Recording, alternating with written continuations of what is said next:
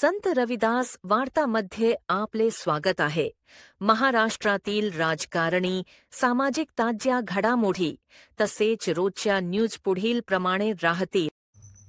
गुरु रविदासजी विचार मंचच्या वतीने धुळे शहरात मोठ्या उत्साहाने संत शिरोमणी गुरु रविदास महाराज यांची जयंती साजरी करण्यात आली.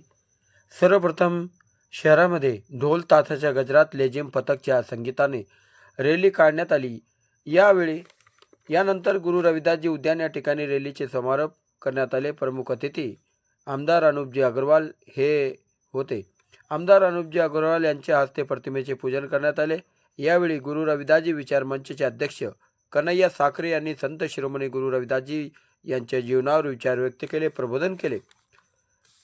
यावेळी आयोजनकर्ते गुरु रविदास विचार मंचचे अध्यक्ष कन्हैया साखरे, कार्याध्यक्ष अजय पानसे, सचिव उर्वशी छत्रे, सहसचिव पायल शिंदे, प्रेरणा छत्रे, पूजा साखरे, सर्व पदाधिकारी, समाज बांधव या ठिकाणी मोठ्या संख्येने उपस्थित होते.